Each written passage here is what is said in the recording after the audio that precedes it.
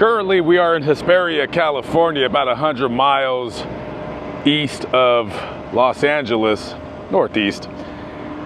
Last night I stayed at that Motel 6, not bragging, and as I pulled onto the street right here, I noticed that this roadside memorial right here, this guy looks like he was very well loved. So of course I had to look up the story and see what happened, and well, this man was murdered right here. So on September 14th of 2024, 35-year-old Ricky Kemps was walking with his cousin right out here on this street, and a man who I believe Ricky has some kind of prior run-ins with before. I mean, they are acquaintances according to detectives out here. He sees Ricky, and in the surveillance you can see just slightly about right here that his cousin runs out of the way because someone's trying to run them down. Now unfortunately Ricky didn't make it, and the SUV struck him, and Ricky landed right here. And the guy driving the SUV, who was later identified, they're calling him a transient right here, 44-year-old John Wynn, almost loses control of his SUV and crashes right here at this gas station across the street. And you can also see in the video after the accident, this guy's just basically sitting there and kind of gets up to see what the heck is going on. And it appears in the video he offers him a cigarette or something to smoke. I don't know. And so he takes it, and then he drives his SUV back over across the street to see his handiwork. And as you can see in the video, his vehicle is pretty disabled at that point in time. And then after he sees what he's done, he proceeds to exit the scene. He was later found at a business. His car had become inoperable. So right now, Ricky Kemps, 35 years of age, murder victim, and John Wynn, well, he's in the jail out here in Victorville, which is right next to Hesperia. So he's in jail over there, and he was booked on suspicion of murder. Again, detectives say that they are acquaintances, and I'm pretty sure they know what the situation was or is. And so father to have 2 kids, and I don't know what happened. Usually things like this is usually always revolved around drugs or meth or money or a woman or something like that. So you're not gonna see a man run some dude over for no apparent reason. Not saying that you need a reason, or whatever reason would be a good reason.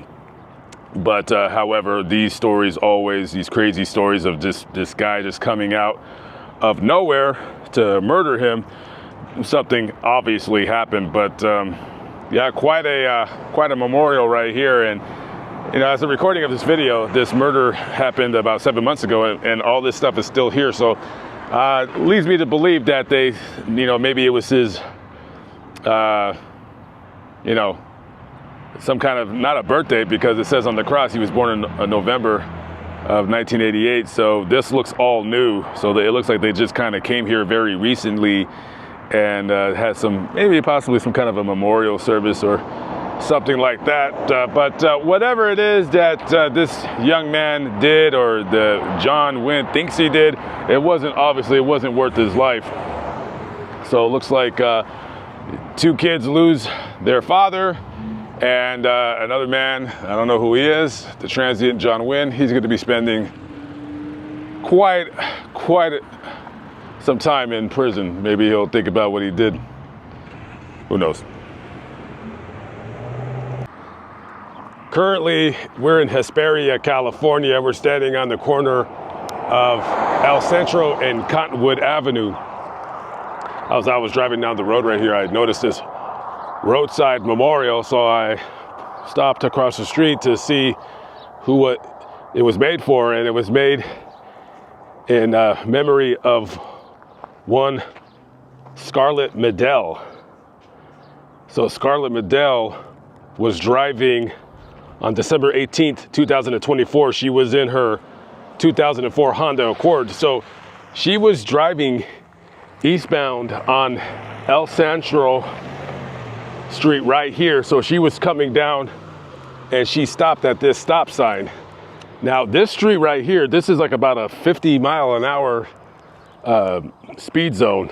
A lot of streets in the high desert area of California, a lot of streets don't have stop signs or stoplights, and you'll have these long stretches of road, a lot of desert out here. So she stopped right at this stop sign, and going southbound was another car.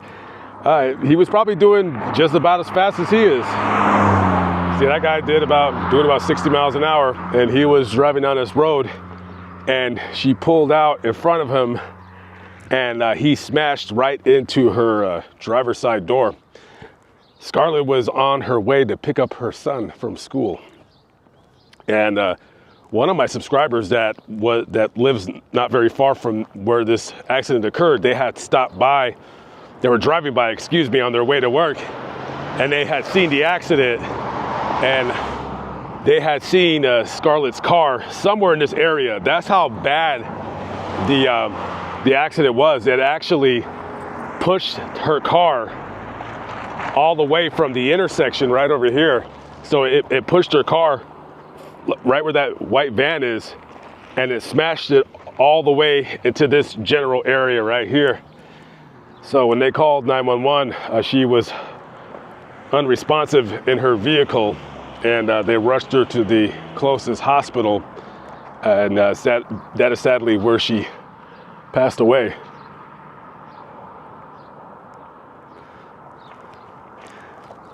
A lot of times these accidents are even more tragic because, you know, they're preventable, but sometimes we're in a hurry to get where we're going, and, you know, you think you may not see a car coming, and sadly the case here was it was just simply an accident. And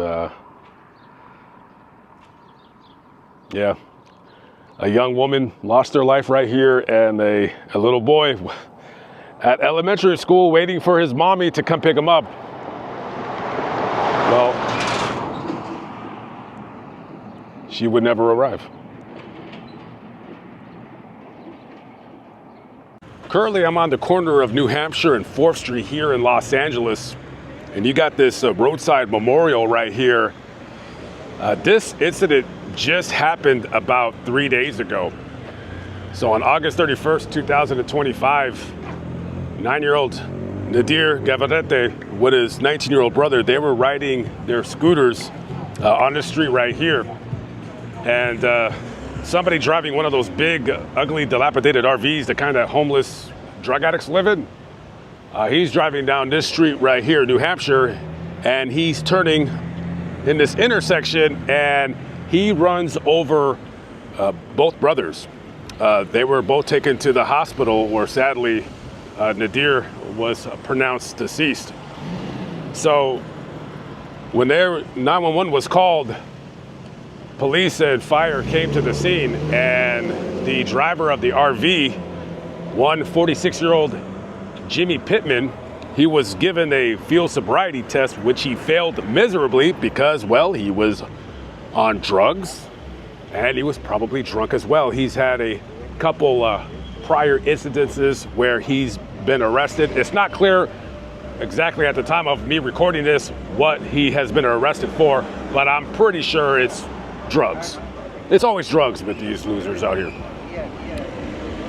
And it's sad that Los Angeles kind of lets these weirdos, you know, just live in these RVs. They let them live in these trailers, and you know, bad things like this occurred. I mean, look at this right here. This is normal. This is normal behavior here in Los Angeles. Just look at this. It's just people can barely walk on the street because you have all these drug addicts and these mentally ill people just taking up the sidewalk. I mean, this is absolutely ridiculous. And you know, I'm here only for the summer, but it's sad that people have to deal with this nonsense. Look at this. This is just absolutely incredible. This is normal. This is considered normal here in Los Angeles. Absolutely pathetic. And it doesn't matter what these mayors or what these city council people do, and not to throw politics in the matter, but this, I mean, you got a guy here living in a tent right here. I mean, it's, I don't know, it's out of control. It's absolutely out of control. And there is, and I'll do a story about it later on, maybe next month. There is a kind of like a place where people that are homeless, they can get housed. They've built a couple of these homeless like encampment things where it's like these little houses in the valley where they can go. But these people, they don't want to do that. They want to stay here on the street, do drugs, get high, tattoo their face, and then run over and kill 9-year-old kids. Absolutely pathetic. And it really, really, you know, because I was born here, and when I was a kid, this wasn't like this back in the day. This wasn't like this. I mean, you always had homeless people, but not like this. And you can see right here, somebody painted his name. Only 9 years old, you don't even get to really live your life, and your life was taken by a homeless loser who is allowed to hang out in the street in his drug RV, driving drunk, driving on drugs, killing people. That's Los Angeles in a nutshell for you. It's sad what has happened to this city. Anybody that lives out here, get out while you can. All right, guys, I'm out of here. Catch up with you on the next one. Peace out.